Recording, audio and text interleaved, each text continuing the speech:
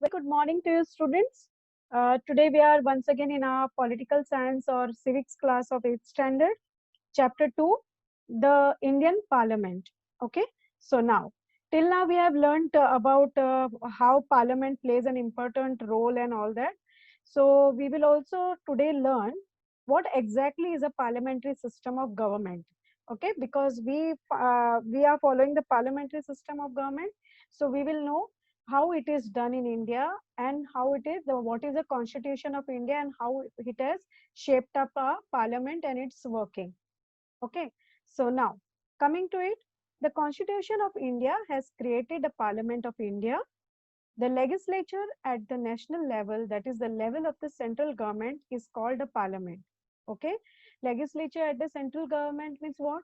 The main which are constitution, जो हमारी संविधान फॉर्म करते हैं, वो मेन जो हमारी सेंट्रल पॉइंट होती है वो पार्लियामेंट से शुरू होती है.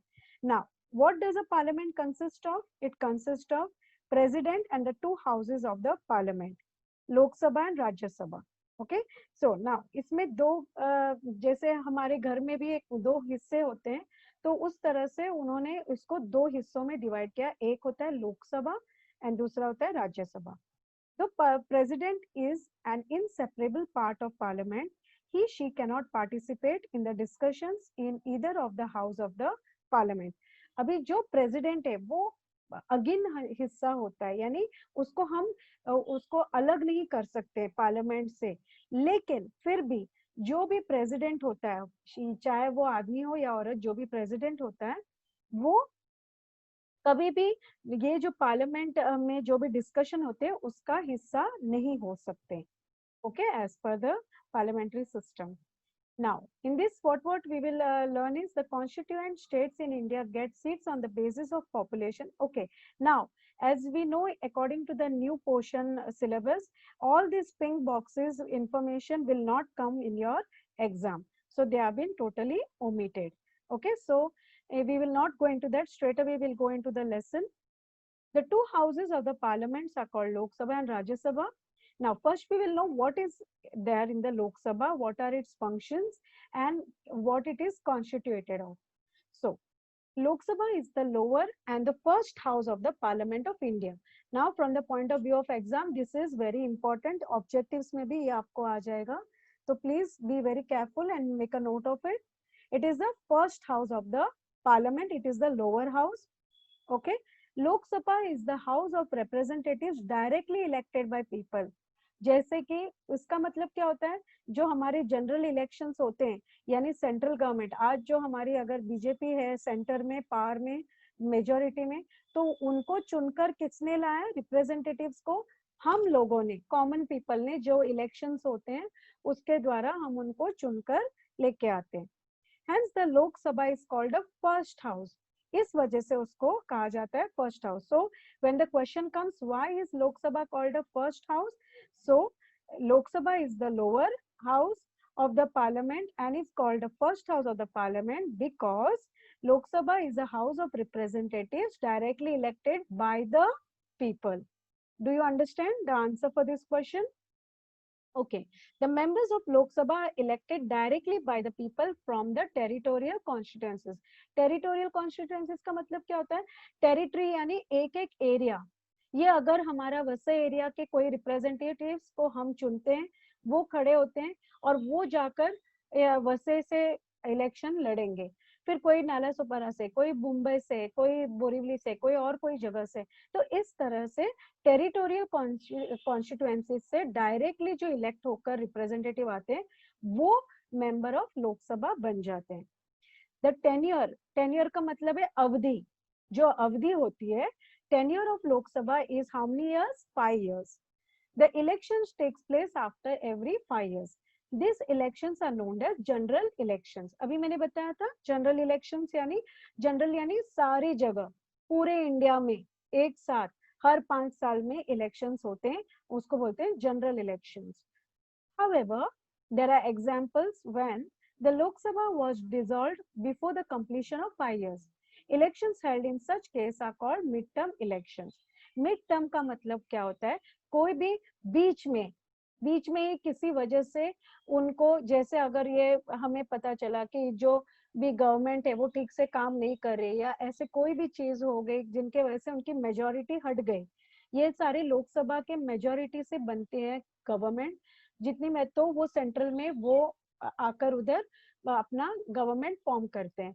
लेकिन ऐसी कोई बात हो जाती है, किसी वजह से उनकी वो मेजोरिटी हट जाती है, क्योंकि उनसे कुछ काम ठीक से नहीं हुआ, उनके प्रति कोई कंप्लेंट्स आ गई, तो उनकी जो सरकार है वो गिर जाती है। और फिर मिड टर्म यानी दोबारा से इलेक्शन, 5 साल से पहले कोई भी इलेक्शंस होते तो उनको बोलते हैं मिड टर्म इलेक्शन, तो उनको डिसॉल्व करके वो मेंबर्स को फिर से दोबारा इलेक्शंस होते हैं, इसको बोलते हैं mid term elections. So what are midterm elections? If you want to know, this is the answer. Now, Lok Sabha is the representative body of the citizens of the country. As per the constitution, there can be maximum number of 552 members in Lok Sabha. और हर इसके अभी उन्होंने एक certain member दे कि इससे ज्यादा members नहीं हो सकते, तो कितना वो निर्धारित किया उन्होंने, 552 मेंबर्स इन द लोक सभा। ओके, इससे ज्यादा नहीं हो सकते, ये मैक्सिमम लिमिट है। To ensure equal representation to all sections of communities, some seats are reserved for members belonging to scheduled caste and scheduled tribes. In this case, there are no representatives from the Anglo-Indian community. The president can appoint 2 members from this community to the Lok Sabha. अब ये क्या करते हैं कि जो भी अभी ये 552 मेंबर्स है, उनमें उन्होंने सर्टन यानी सब में समानता होनी चाहिए, इन्होंने क्या किया है, जो शेड्यूल का शेड्यूल ट्राइब्स है, यानी जो निचली वर्गीय लोग जो होते हैं, उनके लिए उन्होंने क्या किया है, वो अलग से उन्होंने सीट रिजर्व किए हैं। ऑल्सो उसमें एंग्लो इंडियन कम्युनिटी होते हैं, जो आधे क्या होता है ब्रिटिश होते हैं, आधे वो इंडियन होते हैं सिटीजन्स। तो इन लोगों को, यानी ब्रिटिशरों के जमाने से उनके जो लोग वहां आके यहाँ पे सेटल हुए हैं, तो अब वो इंडिया के ही हिस्से माने जाते हैं, लेकिन उनको क्या नाम दिया जाता है, एंग्लो इंडियन कम्युनिटी, क्योंकि उनमें ब्रिटिशरों का भी अभी तक कोई अंश होता है। Okay, so the president can appoint 2 members from this community to the Lok Sabha. अब प्रेसिडेंट की क्या पावर है, वो लोकसभा के 2 मेंबर्स, 552 मेंबर्स से 2 मेंबर्स एंग्लो इंडियन कम्युनिटी से चुन लेंगे।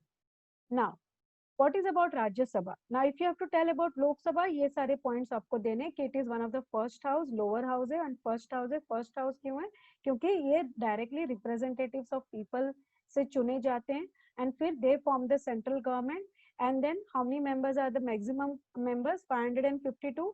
इसमें से schedule का schedule tribes के लिए भी समान हक देने के लिए रिजर्व किए हैं seats, and 2 people are from the Anglo Indian community जो प्रेसिडेंट द्वारा चुने जाते हैं। Now, Rajya Sabha. The upper and the second house of parliament is the Rajya Sabha.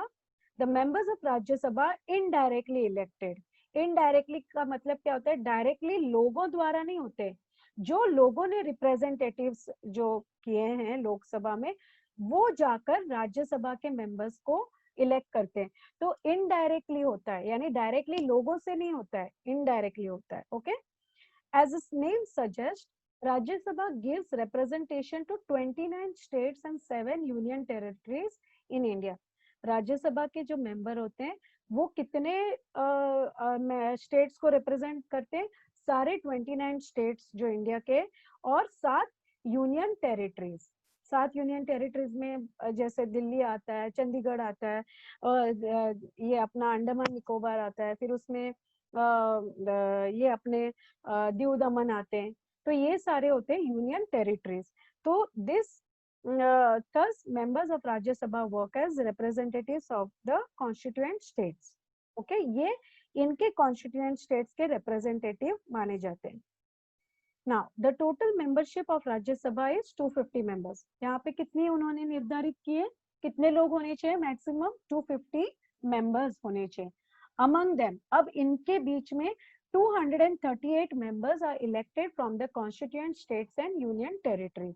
अभी इनमें से जो 238 मेंबर्स है, ये अपने स्टेट्स एंड यूनियन टेरिटरीज को रिप्रेजेंट करेंगे। Okay, then all the constituent states do not get equal representation at Rajya Sabha. अब जो है सारे कॉन्स्टिट्यूएंट स्टेट्स को इक्वल रिप्रेजेंटेशन नहीं मिलते। क्यों नहीं मिलते हैं? इट इज प्रोपोर्शनेट, यानी ये किसके ऊपर डिपेंड होता है? To the total population of each state. अगर कोई स्टेट का पॉपुलेशन बहुत कम है तो उसको एक ही, जैसे कहते हैं ना, अगर कोई क्लास का मॉनिटर अभी अगर हम चुन लेते हैं तो हम कैसे करते हैं? अगर कोई 10 बच्चे है, सपोज किसी केजी के क्लास में 10 या 15 बच्चे हैं, तो उसके लिए हमें 2 टीचर्स 2 मॉनिटर्स रखने की जरूरत नहीं है। हम क्या करेंगे, कोई एक टीचर को रखेंगे और एक मॉनिटर, वो इतने 10 लोगों को देखने के लिए, संभालने के लिए काफी है। लेकिन अगर एक क्लास है जिसमें 60-70 बच्चे हो तो हम शायद 2 मॉनिटर्स रख लेंगे। ओके, तो ठीक उसी तरह ये जो राज्यसभा के मेंबर्स है वो प्रोपोर्शनेट किससे होते हैं? Total population of each state से। तो remaining 12 members are appointed by the president. अब जो 238 है वो तो constituent states and union territories से होते हैं, और बाकी जो आप देखते हैं 238 माइनस 250 कितने, 12 रह जाते हैं।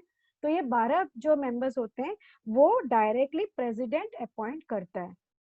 And these members are usually experienced and distinguished personalities from the field of literature, art, science, sports and social work. अब ये जो 12 मेंबर्स होते हैं जो प्रेसिडेंट द्वारा चुने जाते हैं, ये क्या होते हैं? ये किसी भी ऐसे क्षेत्र से आते हैं जो लिटरेचर हो, साहित्य जो लिखने वाले होते हैं, जो आर्टिस्ट होते हैं, जो साइंस फील्ड में, स्पोर्ट्स कोई जैसे हम देखते हैं स्पोर्ट्स का सचिन तेंदुलकर है, या और गौतम गंभीर है, ऐसे आज हम देखते हैं वो एमएलए एमपीज हैं, वो सारे हैं।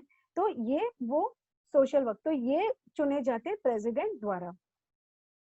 The members of Rajya Sabha are elected through system of proportional representation. जैसे अभी मैंने बताया प्रोपोर्शनल, यानी जितनी पॉपुलेशन है उसके हिसाब से उनको चुने जाते हैं कि कौन कौन उस स्टेट को रिप्रेजेंट करेगा। Now, Rajya Sabha is never dissolved completely, hence it is called a permanent house. अब क्योंकि राज्यसभा के मेंबर्स, अब लोकसभा में क्या होता है, हर 5 साल में जब भी इलेक्शन होते हैं मेंबर्स बदलते रहते हैं, लेकिन राज्यसभा में ऐसे नहीं होते हैं। राज्यसभा में पूरी तरह से कभी वो राज्यसभा खारिज नहीं होती है। वो क्या होते हैं, वो परमानेंट हाउस इसलिए कहा जाता है। सो 1/3 मेंबर्स जो है ऑफ टोटल मेंबरशिप राज्यसभा, 1/3 जो मेंबर्स होते हैं राज्यसभा के, they have completed a tenure of 6 years, retire after every 2 years. Okay, an equal member of new members are elected. तो हर बार क्या करते हैं, जिन्होंने भी 6-6 साल कंप्लीट किए हैं वो हर 2 साल में रिटायर होते हैं और उनके बदले में दूसरे मेंबर्स को इलेक्ट किया जाता है। इस वजह से पूरी तरह राज्यसभा खारिज नहीं होती है। Okay, because the limited members of Rajya Sabha retire step by step, Rajya Sabha can function continuously. इसलिए उसमें कोई ब्रेक नहीं आता है, क्योंकि कोई पूरी तरह खारिज नहीं होती है राज्यसभा, तो स्टेप बाय स्टेप जो हो जाते हैं, एक गया तो उसके बदले में दूसरा आता है, तब तक तो बाकी लोग मेंबर्स हैं वो संभालते हैं। तो इस वजह से वो कंटिन्यूसली चलता रहता है, उनके काम में कोई रोक नहीं होती है। Any person contesting for elections of Rajya Sabha must be an Indian citizen and must have completed 30 years of age. अभी इनकी क्या क्राइटेरिया है राज्यसभा की, कि जो भी वो है वो इंडियन सिटीजन होना चाहिए, ये नहीं कि कोई फॉरेनर आके राज्यसभा में बैठ जाएगा। एंड दूसरी बात है कि वो 30 साल की उम्र उसने कंप्लीट की होनी चाहिए। Members of Lok Sabha and Rajya Sabha are known as members of Parliament. अभी MPs, हम जिनको MPs बोलते हैं वो होते हैं मेंबर ऑफ पार्लियामेंट, यानी कोई घर के हिस्सा होता है तो हम उस घर के नाम से उसको बोलेंगे, ये मल्होत्राज है, ये अरोराज है, ये और कोई है। तो इस ठीक उसी तरह से हम बोलेंगे कि मेंबर ऑफ पार्लियामेंट, ये मेंबर्स हैं पार्लियामेंट के, तो लोकसभा और राज्यसभा के मेंबर्स को कहा जाता है member of parliament. Okay, then queries and complaints. Queries का मतलब है जो भी सवाल होते हैं, और कंप्लेंट्स यानी उनको जो भी समस्याएं होती हैं of their constituencies. Just a moment. हाँ, MPs try to resolve the queries and complaints of their constituencies by raising questions in the parliament. अब ये जो MPs जो लोकसभा के हैं वो जो लोगों द्वारा निर्धारित किए हैं और चुने गए, और ये जो बाकी राज्यसभा के हैं, ये सारे लोग क्या हैं, लोगों के रिप्रेजेंटेटिव्स होते हैं, जो लोगों द्वारा उनके पार्लियामेंट में जो भी क्वेश्चंस है वो रेज करते हैं, उनके जो भी समस्या है वो बोलते हैं, रखते हैं अपनी बात को गवर्नमेंट के सामने. Government allocates them funds to carry out development activities in their respective constituencies. जैसे अगर कोई जाकर बोलेगा कि हमारी constituencies में schools बनाने हैं या अस्पताल खोलने हैं, ये सारी चीजें जो बोलते हैं, तो वो जाके वो पार्लियामेंट में रखते हैं, और फिर गवर्नमेंट जो है उनको certain funds allocate करते हैं कि आपको इतनी जरूरत है, इतने funds की जरूरत है, तो आप ये पैसे उन डेवलपमेंट के काम में लगा सकते हैं. Now we'll know what is the functions of parliament. अब functions of parliament में क्या है? After understanding the basics of Lok Sabha and Rajya Sabha, we will now review their functions. उसमें क्या आता है? Formulation of laws. Formulation means इसका मतलब है बनाना, यानी हम कैसे केमिस्ट्री लैब में कोई भी चीज निर्माण करते हैं, बनाते हैं, उसको बोलते हैं फॉर्मूले. ओके, तो formulating of laws in order to achieve welfare of the people and objective of the constitution, the parliament has to formulate new laws. Also, outdated laws are repealed. Necessary changes are made in some laws. The process of formulation of laws has been described in the constitution. In accordance to the procedures, the parliament fulfills its primary and important responsibility. अब जो भी laws formulate करते हैं, वो क्यों करते हैं?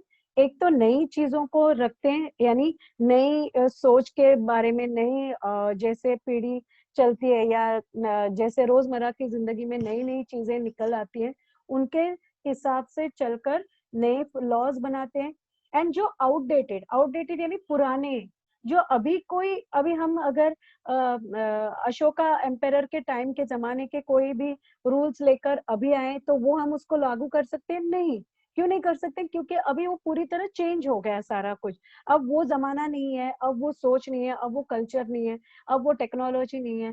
तो वो हमें जो भी आउटडेटेड, जो भी पुराने हो गए, जो अभी उनका रहकर मतलब नहीं है, उन चीज को रीअपील करना है, यानी पहले फिर से उनको चेंज करना है. ओके, एंड फिर नेसेसरी चेंजेस उनमें लाना है. एंड फिर बाद में इस तरह से लॉज जो फॉर्मुलेशन है, ये कॉन्स्टिट्यूशन में कैसे करना है वो बताया गया है, यानी हमारे संविधान में. In accordance to the procedures, the parliament fulfills this primary and important responsibility. यानी लॉ ये नहीं कि पूरी तरह ही चेंज करे, कुछ लॉज है वो परमानेंट होते हैं, बट हाँ उनमें समय समय से उनमें थोड़ी बहुत चेंजेस लानी पड़ती है. ओके, ये काम है फर्स्ट थिंग पार्लियामेंट का. What is the second work? Control over council of ministers. Okay, so the prime minister and the council of ministers are drawn from the parliament. ये जो प्राइम मिनिस्टर है और council of minister वो हमारे लोकसभा के ही हैं. हम देखते हैं कि जो भी वहाँ के हैं प्राइम मिनिस्टर को हमने पहले भी देखा है कि प्राइम मिनिस्टर कैसे अपने लिए अपने चुनिंदा लोगों को अपने पार्टी से, जो मेजोरिटी पार्टी आई है वहां से करते हैं. तो जो प्राइम मिनिस्टर है और काउंसिल ऑफ मिनिस्टर्स है वो पार्लियामेंट से ही लिए गए हैं, वो मेंबर्स ऑफ पार्लियामेंट ही है. तो ये इनके ऊपर parliament exercises control over them. अब इनके ऊपर ध्यान रखना, निगरानी रखना, उनके कामकाज पे कैसे काम किया जाता है, वेदर वो अपने काम ठीक से करते हैं कि नहीं, ये निगरानी रखना, ये पार्लियामेंट का मेन वो सेकंड काम होता है, फंक्शन होता है. There are multiple ways through which this control can be exercised. It is the responsibility of the parliament to see that the council of ministers does not disregard the parliament and functions under its supervision. So ये जो parliament होता है ये देखते हैं कि ये सारे रूल्स एंड रेगुलेशंस जो भी हमारे संविधान में, जो भी हमारे कंट्री में लॉज रेगुलेशंस किए हैं, वो ये सारे फॉलो करते हैं कि नहीं. दूसरी बात है, इलेक्शंस के टाइम में उन्होंने क्या क्या बातें बोली थी, वो मेजोरिटी में आकर वो अपना काम कर रहे हैं कि नहीं ठीक से. ये सारी चीजें सुनिश्चित करना, ये सारी चीजें उन पे नजर रखना एंड उनका पूरी तरह कामकाज देखना, देखरेख करना, ये पार्लियामेंट का मेन अहम किरदार होता है. Okay, so the council of, ये council of ministers does not disregard, disregard का मतलब है अनदेखा या अनसुना नहीं कर सकते, ये सुनिश्चित करना पार्लियामेंट के फंक्शंस के अंडर आता है। Then what is the third function of parliament? Amendments to the constitution. The Parliament decides whether to make any amendment to the Indian Constitution. अब वो ये सुनिश्चित करते कि कोई अमेंडमेंट यानी कोई भी चेंजेस, कोई भी चेंज या कोई भी उसमें बदलाव लाना, कोई भी बदलाव करना, ये कॉन्स्टिट्यूशन हमारी संविधान में क्या इसकी आवश्यकता है कि नहीं है। क्योंकि जैसे मैंने अभी भी कहा कि कई बारी जो हम रूल्स बनाते, अब हम 1947 जब इंडिया आजाद हुआ था, तब हमारी जो संविधान थी, तब हमारी जो रिक्वायरमेंट्स थी, तब देश की जो स्थिति थी उसके हिसाब से बनाई गई थी।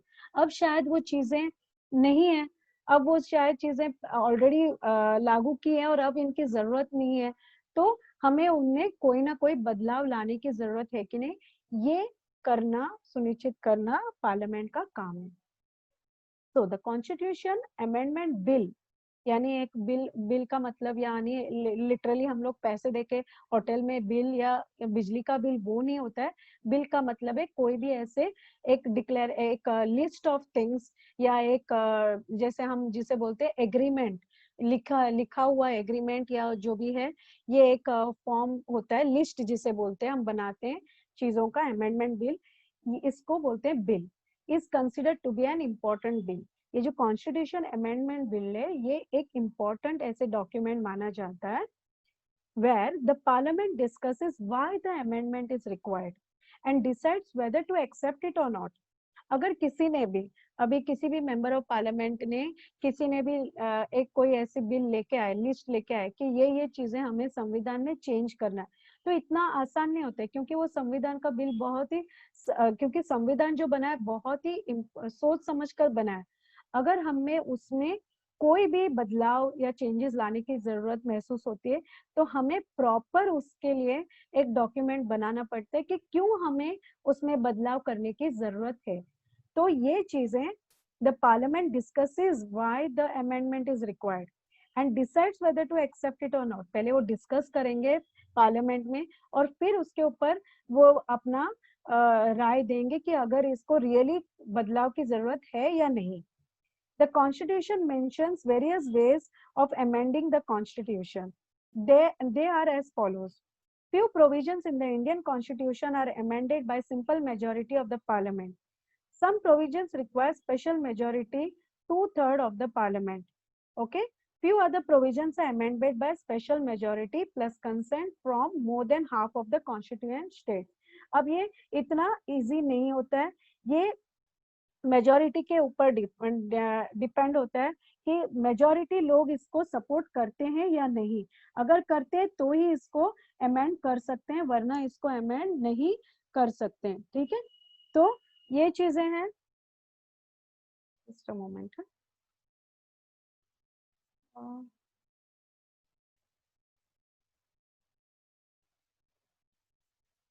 ओके, देन उसके बाद again like I said, this pink box is not to be done, it's omitted for your this reduced portion syllabus में।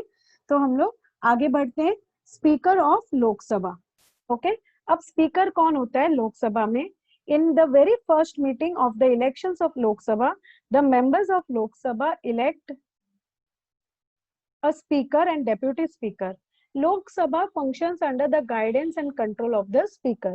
अब जो स्पीकर होते हैं, इसमें उन लोगों ने दो लोगों को चुने, एक होता है स्पीकर, दूसरा होता है डेप्यूटी स्पीकर। तो लोकसभा जो होता है, ये गाइडेंस और फंक्शन जो स्पीकर के हैं उसके द्वारा काम करते हैं। तो Lok Sabha represents the citizen and the speaker represents the Lok Sabha. Okay, after getting elected as speaker, he she has to conduct business of the house in an unbiased manner. अब जब भी इलेक्ट होने के बाद आते हैं, तो लोकसभा के जो मेंबर्स होते हैं, उनको स्पीकर जो होता है वो एक सूत्रधार की तरह काम करता है। जैसे एक सूत्रधार न्यूट्रल होता है, यानी वो किसी का पक्ष नहीं लेते हैं, वो निष्पक्ष होते हैं। तो अनबायस्ड का मतलब है निष्पक्ष होना, यानी किसी के तरफ से बात नहीं करते हैं, वो न्यूट्रल होके बात अपनी सुनते हैं या रखते हैं। Okay, so Lok Sabha members have some rights and privileges as the representatives of the people. These are taken care of by the speaker. अब लोकसभा के जो मेंबर्स होते हैं वो लोगों द्वारा डायरेक्टली रिप्रेजेंट किए गए मेंबर्स होते हैं, तो इनके कोई पावर्स होते हैं, इनके कोई अधिकार होते हैं, इनका ध्यान रखना कि उनके सम्मान हो, उनका जो उनके जो प्रिविलेजेस होते हैं, उनके जो बेनिफिट्स होते हैं, इनका ध्यान रखना स्पीकर का काम होता है। Apart from this, the speaker has to maintain a decorum and dignity of the house as well as interpret the rules of daily functioning of the house and work accordingly. अब हम देखते हैं कभी कभी बहुत ज्यादा क्या होता है, पार्लियामेंट में कभी मतभेद हो जाते हैं, तो बहुत ज्यादा कभी कभी हाथापाई तक पे भी बात आ जाती है। तो इन चीजों को डेकोरम, डेकोरम का मतलब होता है वहां के एक आस्था, वहां के एक जगह की जो एक आस्था होती है या एक जगह की एक गरिमा जो होती है, डेकोरम होती है, वो गरिमा जो होती है उसका बनाए रखना, उस जगह की डिग्निटी और गरिमा बनाए रखना, ये रूल्स और उनके जो रूल्स बनाए गए कि उनको किस तरह से बिहेव करना, ये सारी चीजें जो होती हैं, ये एक स्पीकर की जो होती है रिस्पॉन्सिबिलिटी होती है। ठीक है, तो ये हो गया what is right about speaker of Lok Sabha, अगर दिया है तो ये सब आपको मेंशन करने points. Now the chairman of Rajya Sabha, the chairman exercises a control over the functioning of Rajya Sabha. The vice president is the ex officio chairman of Rajya Sabha. The functions of Rajya Sabha chairman also include maintaining discipline of the house, facilitating discussions, giving members a chance to speak, etc. Rajya Sabha जो है उनके भी मोरलेस यही सारे functions होते हैं। Chairman जो है एक्सरसाइज कंट्रोल ओवर राज्यसभा। अब ये लोकसभा मेंबर्स के ऊपर स्पीकर ऑफ लोकसभा है, वो स्पीकर ऑफ उनका लोकसभा के लोगों के ऊपर उनका क्या क्या अधिकार होते हैं, पावर्स होते हैं, वो उन्होंने कहा। और जो चेयरमैन ऑफ राज्यसभा है उनका राज्यसभा के ऊपर कंट्रोल होता है, और वो सारे जो है वो राज्यसभा के मेंबर्स के डिसिप्लिन को मेंटेन करना, उनके बीच में कैसे वार्तालाप यानी डिस्कशंस जो है वो करना, ये सारी काम उनके होते हैं। How does the parliament make laws? अब पार्लियामेंट किस तरह से लॉज बनाते हैं ये हम यहाँ पे सीखेंगे अभी। In our country, Parliament is empowered to make laws. To formulate them, a certain system has been adopted.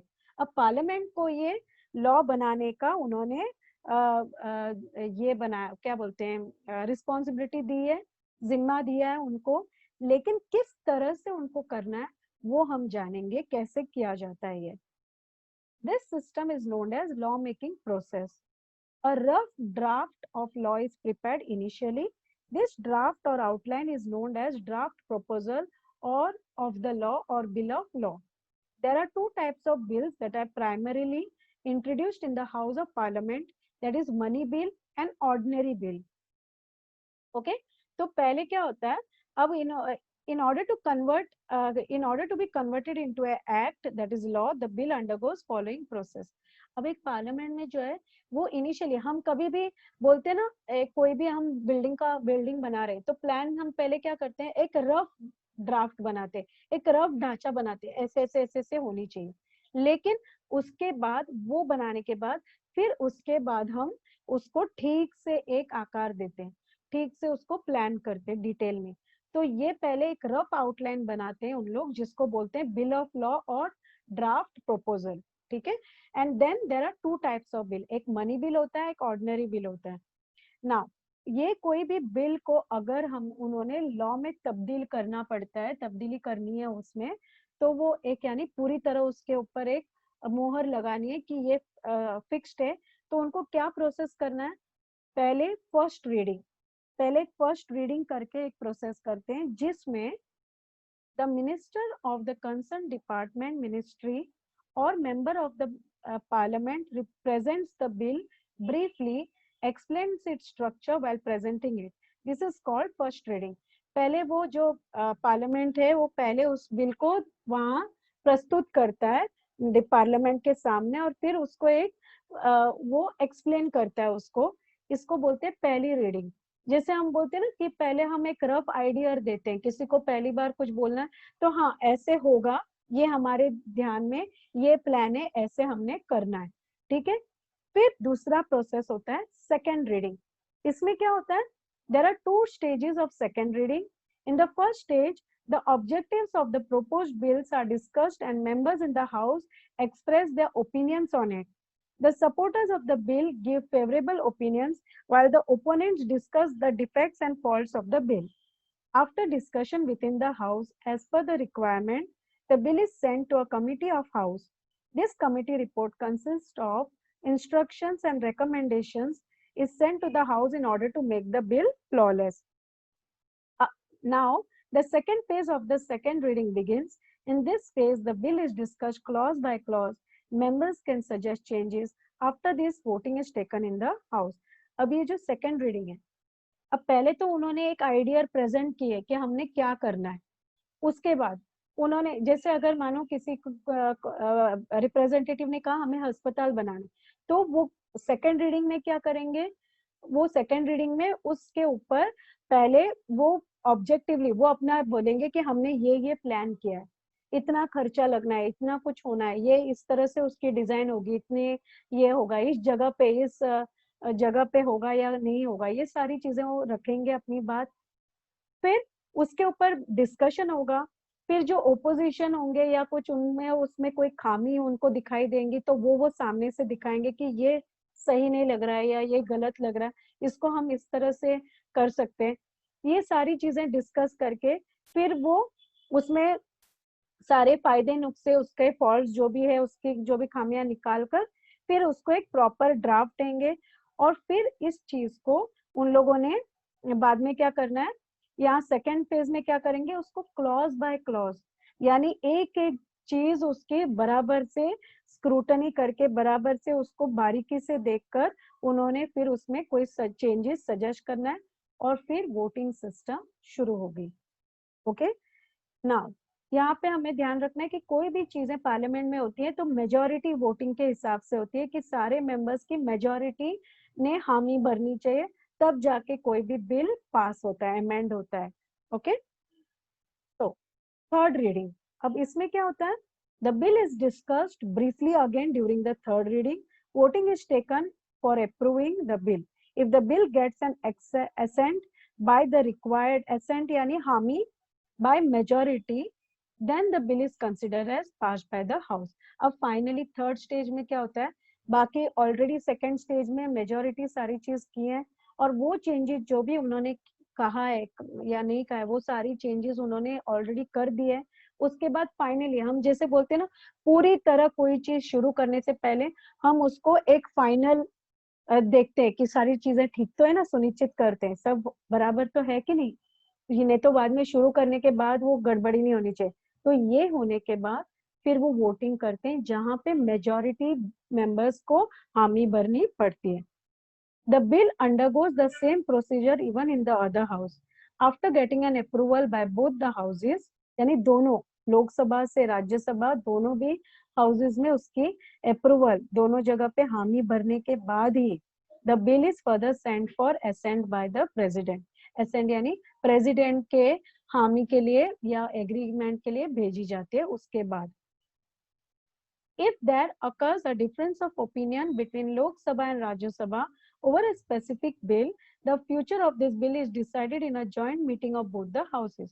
अब ऐसे जरूरी नहीं हमेशा सब में हामी भरनी है, फिर भी कोई मेंबर्स होंगे जो लोकसभा या राज्यसभा में सहमति नहीं भरेंगे, तो इसमें इस सिरे में क्या करते हैं उन लोग कि इस कंडीशन में जॉइंट मीटिंग रखते हैं दोनों हाउसेस की और फिर वो डिसाइड करते हैं। After the final assent, finally हामी भरने के बाद signature of the president, the bill is converted into a law and the law is made. तो इस तरह से हमने देखा कि लॉ कैसे बनाया जाता है।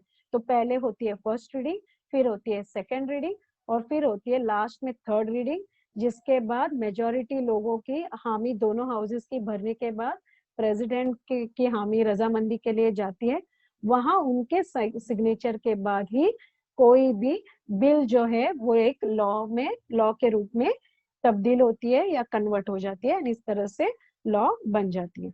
सो in this way we finished our this chapter of parliament and its working. So see you in the next class, students. Have a nice day.